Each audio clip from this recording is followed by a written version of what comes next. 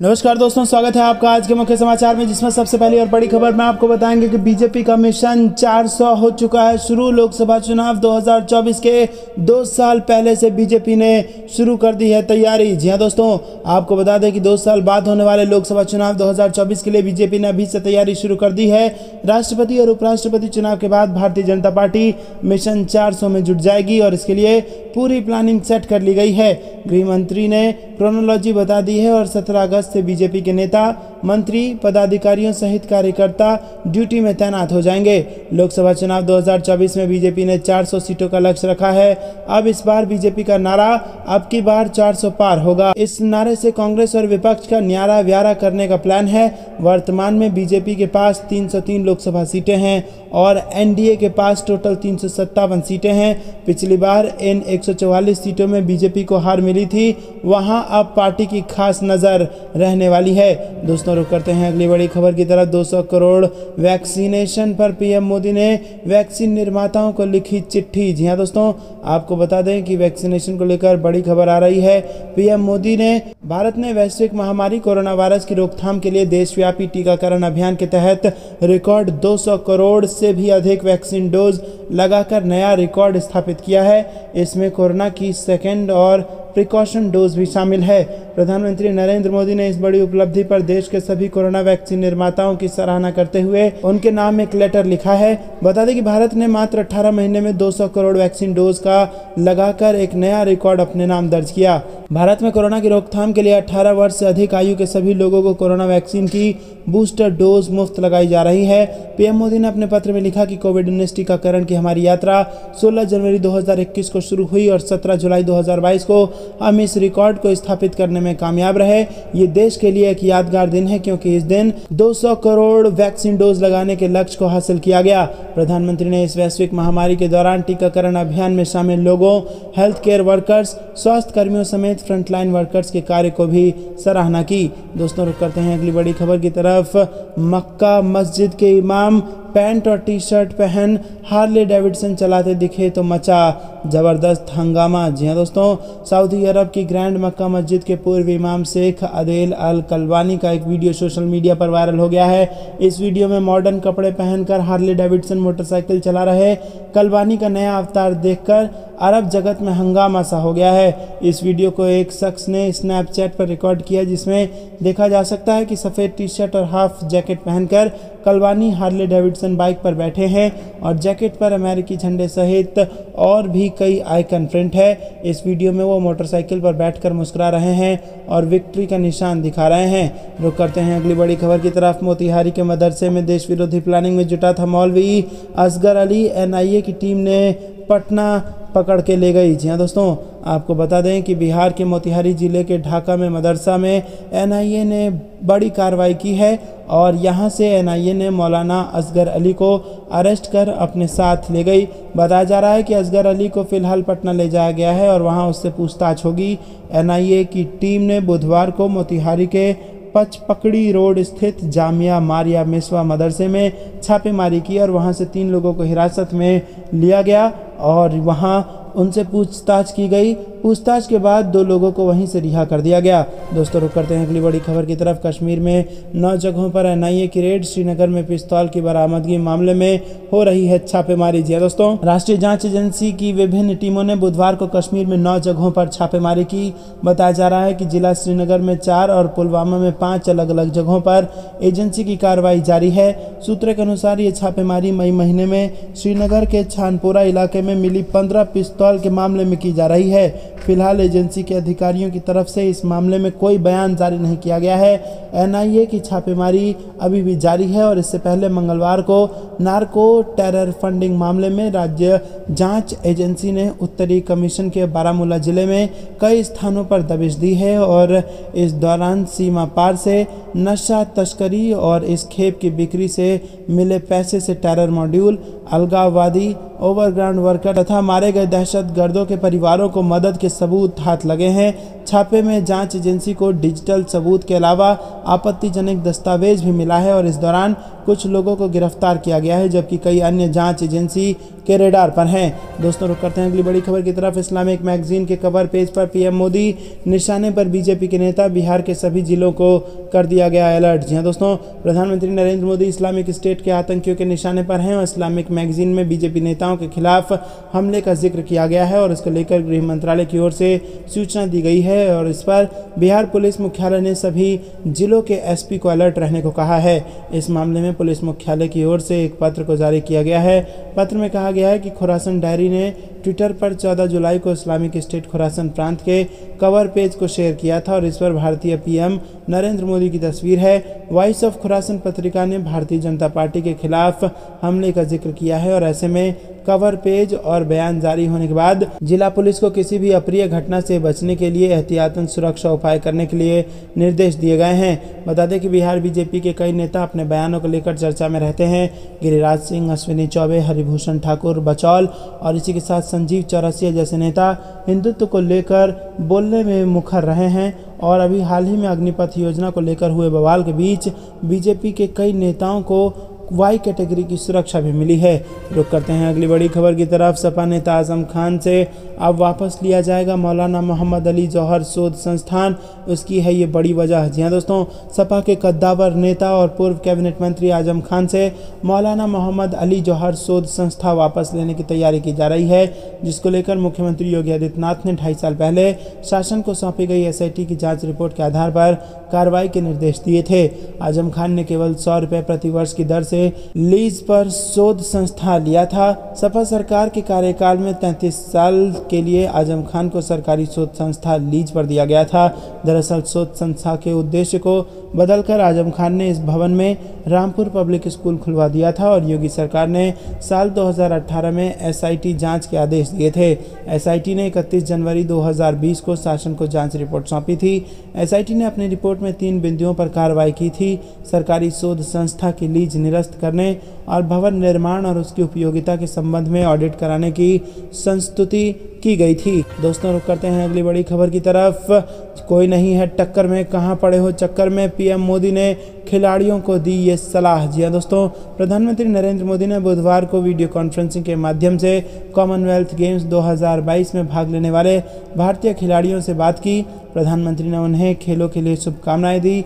PM Modi ने खिलाड़ियों से टेंशन फ्री होकर खेलने के लिए कहा और उन्होंने खिलाड़ियों से कहा कि आपने वो पुराना डायलॉग तो सुना ही होगा, कोई नहीं है टक्कर में, कहां पड़े हो चक्कर में। इसी मनोभाव के साथ आपको खेलना है। पीएम मोदी ने कहा कि आज 20 जुलाई है, खेल की दुनिया के लिए बहुत महत्वपूर्ण दिवस है। आज इंटरनेशनल चेस डे है। 28 जुलाई को जिस दिन बर्मिंघम में कॉमनवेल्थ गेम शुरू होंगे, उसी दिन तमिलनाडु के महाबलीपुरम में चेस ओलंपियाड की शुरुआत होगी। उन्होंने कहा कि आने वाले 10-15 दिनों में भारत के खिलाड़ियों के पास अपना दमखम दिखाने का, दुनिया में छा जाने के सुनहरा अवसर है और मैं सभी खिलाड़ियों को बहुत बहुत शुभकामनाएं देता हूं। प्रधानमंत्री ने कहा कि मैं आप लोगों से वादा करता हूं कि जब आप लौटेंगे तो हम मिलकर आपकी विजय का उत्सव जरूर मनाएंगे। आज एक ये समय भारतीय खेलों के इतिहास का एक तरह से सबसे महत्वपूर्ण कालखंड है और आज खिलाड़ियों का हौसला भी बुलंद है, ट्रेनिंग भी बेहतर हो रही है और खेल के प्रति देश में माहौल भी जबरदस्त है। दोस्तों रुक करते हैं अगली बड़ी खबर की तरफ। अब मुलायम के करीबियों पर डोरे डाल रही बीजेपी अखिलेश को बड़ा झटका देने की तैयारी में है मोदी और योगी। जी हां दोस्तों, सपा कुनबे के नेताओं में भाजपा के लिए मोह पहली बार नहीं देखा जा रहा। इससे पहले मुलायम सिंह यादव की बहू अपर्णा यादव सपा से भाजपा में आई और वहीं शिवपाल यादव भी बीच बीच में भाजपा नेताओं की तारीफ करते दिखाई देते हैं। विधानसभा चुनाव 2022 में अखिलेश यादव को पटकनी देने के बाद भाजपा अब सपा को एक और झटका देने की तैयारी में है। दरअसल भाजपा की नज़र सपा के आधार वोट बैंक और लोहियावादी नेताओं पर है और इस कड़ी में सबसे बड़ा नाम सुखराम यादव का सामने आया है। खबर है कि प्रधानमंत्री नरेंद्र मोदी 25 जुलाई को अपने कानपुर दौरे पर सेंट्रल यूपी के सपा के कद्दावर नेता रहे स्वर्गीय चौधरी हरमोहन सिंह यादव की 10वीं पुण्यतिथि कार्यक्रम में शामिल हो सकते हैं और हरमोहन सिंह यादव सपा संरक्षक मुलायम सिंह यादव के करीबी थे। बता दें कि हरमोहन सिंह यादव के बेटे सुखराम यादव ने पीएम मोदी को पुण्यतिथि कार्यक्रम में शामिल होने के लिए न्योता भेजा है और उसके बाद ये ना हो कि कहीं वो भी बीजेपी में शामिल हो जाएं। दोस्तों रुक करते हैं अगली। लोकसभा प्रश्नकाल में सरकार ने कहा कि कुछ विदेशी एजेंसियां भारत में लोगों को कट्टर बनाने का कर रही हैं प्रयास। जी हाँ दोस्तों, ये सरकारी स्टेटमेंट लोकसभा से सामने आ रहा है। केंद्रीय मंत्री नित्यानंद राय ने मंगलवार को कहा कि ISIS और अलकायदा जैसे आतंकवादी समूहों द्वारा फैलाया जा रहा कट्टरपंथ दुनिया भर के देशों के सामने एक बड़ी समस्या है और कुछ विदेशी एजेंसियां भारत में भी लोगों को कट्टर बनाने के प्रयास कर रही है। लोकसभा में उन्होंने कहा कि विभिन्न कारणों के कारण देश की जनसंख्या की तुलना में भारत में कट्टरपंथी विचारधाराओं के प्रति झुकाव बहुत कम है। एक सवाल के जवाब में मंत्री ने कहा कि सरकार लोगों को कट्टरपंथी प्रयासों से दूर रखने के लिए कई उपाय कर रही है और इसमें बिना भेदभाव के विभिन्न सरकारी कल्याण योजनाओं को भी सभी तक पहुंचाना, समुदायों और क्षेत्र के लिए विशेष योजनाएं, विभिन्न समुदाय के बीच समग्र संस्कृति और सह अस्तित्व को बढ़ावा देना और अल्पसंख्यकों को संवैधानिक सुरक्षा उपलब्ध कराना इसमें शामिल है। मंत्री ने कहा कि सरकार ने गैरकानूनी गतिविधि अधिनियम 1967 के तहत कई संगठनों को आतंकवादी या गैरकानूनी संघ के रूप में प्रतिबंधित किया है। रुक करते हैं अगली बड़ी खबर की तरफ। टेरर फंडिंग का फरार आरोपी 9 साल बाद झारखंड से गिरफ्तार, मुजाहिदीन से मिले लेन देन के सुराग। जी हाँ दोस्तों, छत्तीसगढ़ की राजधानी रायपुर में टेरर फंडिंग के मामले में फरार आरोपी को रायपुर पुलिस ने झारखंड से गिरफ्तार कर लिया है। मंगलवार देर शाम पुलिस ने मामले का खुलासा किया। पकड़ा गया आरोपी करीब 9 साल से फरार था। आरोपी के बैंक खाते में लाखों रुपए के लेन देन का विवरण है। उसने आतंकवादी संगठन सिमी इंडियन मुजाहिदीन से जुड़े अन्य लोगों के बैंक खातों में लाखों रुपए पहले से भेजे थे। जानकारी देते एसएसपी प्रशांत अग्रवाल ने बताया कि आतंकी संगठन इंडियन मुजाहिदीन और सिमी के सदस्यों को पाकिस्तान से आने वाला फंड पहुंचाने वाला फरार आरोपी श्रवण कुमार मंडल 9 साल बाद झारखंड से गिरफ्तार किया गया है। टेरर फंडिंग के मामले में फरार आरोपित के खिलाफ रायपुर में खेमतराई थाने में 2013 में अपराध दर्ज किया गया था। रुक करते हैं अगली बड़ी खबर की तरफ। कांवड़िया बनकर कांवड़ियों के बीच मौजूद रहेंगे पुलिस के जासूस, साइकिल स्क्वाड से बड़े बड़े अधिकारी करेंगे पेट्रोलिंग, यात्रा के लिए है पुख्ता इंतजाम। जी हाँ दोस्तों, आपको बता दें कि उत्तर प्रदेश के गाजियाबाद में कांवड़ियों की सुरक्षा के लिए देहात की पुलिस ने बड़ी पहल की है। जहां कांवड़ियों की सुरक्षा के लिए कांवड़ियों के बीच कांवड़ियों की वेशभूषा में ही पुलिसकर्मी मौजूद रहेंगे और इसके लिए देहात की पुलिस ने साइकिल स्क्वाड को हरी झंडी दिखाई है। वहीं गाजियाबाद पुलिस की साइकिल स्क्वाड में पुलिसकर्मी साइकिल पर सवार होकर कांवड़ियों के बीच मौजूद रहेंगे और इस दौरान सभी पुलिसकर्मी कांवड़ियों की वेशभूषा में ही रहेंगे। बता दें कि आतंकी सायों को देखते हुए एनसीआर की पुलिस भी कांवड़ियों की सुरक्षा के लिए कोई कोर कसर नहीं छोड़ना चाहती। दरअसल कांवड़ यात्रा के दौरान कांवड़ मार्ग पर भीड़ के चलते पुलिस को पेट्रोलिंग करने में समस्या आती थी, लेकिन साइकिल स्क्वाड की तैनाती से पुलिस को अब पेट्रोलिंग करने में कोई समस्या नहीं आएगी। इससे पहले पुलिस को पीसीआर और गाड़ी से पेट्रोलिंग की मजबूरी होती थी। जहां कांवड़ यात्रा को सुरक्षित और शांतिपूर्ण तरीके से संपन्न कराने के लिए पुलिस ने नई योजना पर काम किया है। इस योजना के तहत कांवड़ यात्रा के दौरान जिले में साइकिल स्क्वाड पर पुलिस कर्मचारी तैनात किए जाएंगे। साइकिल स्क्वाड में 50 साइकिल सवार पुलिसकर्मी आसानी से कांवड़ियों के बीच घूमकर पेट्रोलिंग करेंगे और कांवड़ियों की समस्या को भी सुनेंगे। वहीं बीते गुरुवार को श्रावण मास की शुरुआत के साथ श्रद्धालु हरिद्वार से गंगा जल लेने के लिए अलग अलग जगह से रवाना होते हैं। ऐसे में आखिर के 5 दिन मेरठ रोड पर कांवड़ियों की आवाजाही बड़ी संख्या में हो जाती है, जिससे सड़क पर भीड़ जैसे हालात हो जाते हैं। दोस्तों रुक करते हैं अगली बड़ी खबर की तरफ। हो जाएं सावधान, इंडियन आर्मी, इंडियन एयरफोर्स और नेवी में अग्निवीर भर्ती के लिए व्हाट्सएप से हो रहा है रजिस्ट्रेशन। सरकार ने जारी कर दिया अलर्ट। जहां दोस्तों देश के तीनों सेनाओं में भर्ती के लिए अग्निपथ योजना लॉन्च किया गया है और अग्निपथ स्कीम के लॉन्च होने के बाद देश भर में बवाल देखने को मिला था। इसी बीच अग्निवीरों की भर्ती को लेकर कुछ फर्जी खबरें सामने आई हैं। व्हाट्सएप के जरिए अग्निवीर भर्ती के लिए रजिस्ट्रेशन के लिंक वायरल हो रहे हैं। इन फर्जी व्हाट्सएप ग्रुप को लेकर सरकार ने अलर्ट जारी किया है। अग्निपथ योजना के बारे में कथित रूप से फर्जी खबरें फैलाने वालों को लेकर केंद्र सरकार ने सावधान किया है। बता दें कि व्हाट्सएप पर शेयर होने वाली इन फेक खबरों में कॉन्टैक्ट नंबर्स भी दिए गए हैं और इसमें रजिस्ट्रेशन की आखिरी तारीख 15 अगस्त रखी गई है। भारतीय थल सेना, वायुसेना और नेवी में व्हाट्सएप पर अग्निवीरों के भर्ती के लिए डायरेक्ट रजिस्ट्रेशन की फर्जी खबरें वायरल हो रही हैं। पिछले महीने गृह मंत्रालय ने अग्निवीरों पर फर्जी खबरें फैलाने के लिए 35 व्हाट्सएप ग्रुप पर प्रतिबंध लगाया था। दोस्तों रुक करते हैं अगली बड़ी खबर की तरफ। सहकारी संस्थाओं के लिए राष्ट्रीय स्तर की नीति तैयार कर रही है सरकार, अमित शाह का बयान। जी हाँ दोस्तों, सहकारिता मंत्री अमित शाह ने मंगलवार को बताया कि सरकार सहकारी संस्थाओं के लिए राष्ट्रीय स्तर की नीति तैयार कर रही है। 63,000 प्राथमिक कृषि ऋण समितियों के कंप्यूटरीकरण के एक केंद्रीय प्रायोजित परियोजना भी शुरू की गई है। अमित शाह ने मंगलवार को लोकसभा को कोथा प्रभार रेड्डी के लिखित उत्तर में ये जानकारी दी। दोस्तों रुक करते हैं अगली बड़ी खबर की तरफ। कहां से फंडिंग, कौन कर रहा मदद, यूपी के इन मदरसों पर नकेल कसेगी योगी सरकार, ये है बड़ा प्लान। जी हाँ दोस्तों, उत्तर प्रदेश में गैर मान्यता प्राप्त मदरसों पर जल्द ही योगी सरकार का शिकंजा कसने वाला है। यूपी के ऐसे मदरसों पर नकेल कसने के लिए योगी सरकार ने पूरी प्लानिंग कर ली है। दोस्तों आपको बता दें कि मदरसा बोर्ड के चेयरमैन इफ्तिखार अहमद जावेद ने ये जानकारी दी कि यूपी के मदरसों की पड़ताल करने के लिए जल्द एक सर्वे शुरू किया जाएगा। इस सर्वे के माध्यम से फंडिंग से लेकर मदरसे के संचालन की पूरी जानकारी हासिल की जाएगी। वहीं इफ्तिखार अहमद जावेद की माने तो यूपी सरकार जो कदम उठाने जा रही है उसके अनुसार मदरसों को फंडिंग कहां से हो रही है इसकी जांच होगी, और इतना ही नहीं, मदरसों को कौन सी संस्थाएं मदद कर रही हैं और किस तरह की मदद कर रही है इसकी भी जांच होगी। साथ ही मदरसा शिक्षा परिषद की नई नियमावली तैयार की जाएगी। मदरसा बोर्ड के चेयरमैन इफ्तिखार अहमद जावेद ने कहा कि सर्वे के बाद पात्र मदरसों को ही मान्यता दी जाएगी।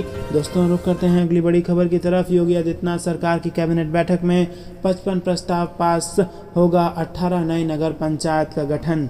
जी हाँ दोस्तों, प्रदेश की योगी आदित्यनाथ सरकार की कैबिनेट बैठक लोकसभा में संपन्न हो गई। कैबिनेट बैठक में 55 प्रस्तावों को मंजूरी दी गई। कैबिनेट की बैठक में 55 प्रस्ताव आए थे, जिनमें से 55 के 55 को मंजूरी मिली है और 18 नए नगर पंचायत के गठन को मंजूरी देने के साथ 20 नगरीय निकाय के सीमा विस्तार को भी हरी झंडी दी गई है। मुख्यमंत्री योगी आदित्यनाथ की अध्यक्षता में संपन्न कैबिनेट बैठक के बाद मंत्री सूर्य प्रताप शाही तथा अनिल राजभर ने फैसले की जानकारी दी। रुक करते हैं अगली बड़ी खबर की तरफ। आतंकियों के निशाने पर PM Modi, voice of Khurasan के निशाने पर बिहार के बीजेपी नेता, गृह मंत्रालय ने किया ये अलर्ट। जी हाँ दोस्तों, प्रधानमंत्री नरेंद्र मोदी इस्लामिक स्टेट के आतंकियों के निशाने पर हैं, साथ ही उनके निशाने पर भारतीय जनता पार्टी के नेता भी हैं। इसका खुलासा खुफिया एजेंसी आईबी ने किया है। केंद्रीय गृह मंत्रालय की सूचना के बाद बिहार पुलिस मुख्यालय ने सभी जिलों को अलर्ट किया है। पुलिस मुख्यालय की तरफ से जारी लेटर के अनुसार ट्विटर पर भी 14 जुलाई को इस्लामिक स्टेट खुरासन प्रांत के कवर पेज को शेयर किया गया था, जिस पर प्रधानमंत्री नरेंद्र मोदी को दिखाया गया था। वॉइस ऑफ खुरासन पत्रिका ने अपने नए एडिशन में भारतीय जनता पार्टी के खिलाफ हमले की बात को लिखा है और इस बात के सामने आने के बाद से सुरक्षा एजेंसियों के बीच हड़कंप मच गया है। दोस्तों रुक करते हैं अगली बड़ी खबर की तरफ, जो कि श्रीलंका से जुड़ी आ रही है। श्रीलंका संकट पर सरकार की सर्वदलीय बैठक, विदेश मंत्री जयशंकर ने कहा कि कई मानों में यह है अभूतपूर्व स्थिति। जी हाँ दोस्तों, श्रीलंका मुद्दे पर बुलाई गई बैठक में जयशंकर ने कहा है कि वहाँ गंभीर संकट है, कई मायनों में यह अभूतपूर्व स्थिति है और मामला करीबी पड़ोसी से जुड़े होने के कारण हम स्वाभाविक रूप से परिणामों को लेकर चिंतित हैं। रुक करते हैं अगली बड़ी खबर की तरफ। फिल्म निर्माता अविनाश दास को गुजरात पुलिस ने हिरासत में लिया।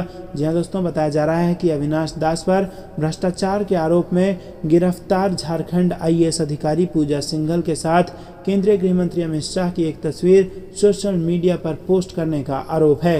रुक करते हैं अगली बड़ी खबर की तरफ। उद्धव को 2 दिन में लगा तीसरा झटका, लोकसभा में शिंदे गुट के सांसद को शिवसेना की मिली कमान। जी हाँ दोस्तों, एकनाथ शिंदे के बयान ने उद्धव की मुश्किलें बढ़ा दी हैं। महाराष्ट्र सीएम शिंदे ने मंगलवार को जानकारी दी है कि लोकसभा अध्यक्ष ओम बिरला ने राहुल सेवाले को शिवसेना नेता के रूप में मान्यता दे दी है। रुक करते हैं अगली बड़ी खबर की तरफ। नुपुर शर्मा को सुप्रीम कोर्ट से राहत, 10 अगस्त तक गिरफ्तारी नहीं, केंद्र को नोटिस जारी।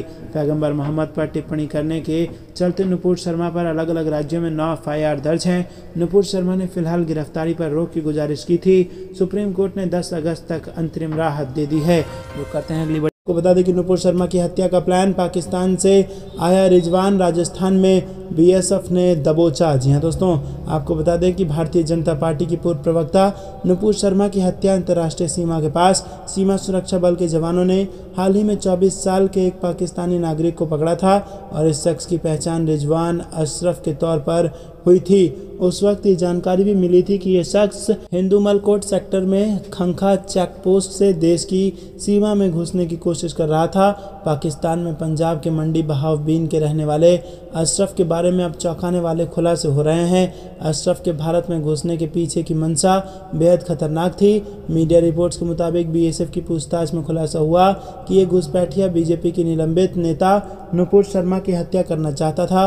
पैगंबर मोहम्मद को लेकर नुपुर शर्मा द्वारा दिए गए बयान से अशरफ आहत था। दोस्तों, रुक करते हैं अगली बड़ी खबर की तरफ। लुलु मॉल में नमाज पढ़ने वाले 4 लोगों को हिरासत में लिया गया। सीएम योगी बोले कि सख्ती से निपटे प्रशासन। जी हां दोस्तों, राजधानी लखनऊ में खुले लुलु मॉल में नमाज पढ़ने के आरोपी 4 लोगों को पुलिस ने मंगलवार सुबह हिरासत में ले लिया है। तो दोस्तों, ये थी दिन भर कुछ बेहद जरूरी और बड़ी खबरें। अंत तक बने रहने के लिए बहुत बहुत धन्यवाद। देख रहे थे आपका अपना चैनल द इंडियन टीवी। जाने से पहले वीडियो को लाइक और लाल बटन को दबा के चैनल को फ्री में सब्सक्राइब करके घंटी बजाकर कमेंट में जय हिंद जरूर लिखिएगा। जय हिंद, जय भारत।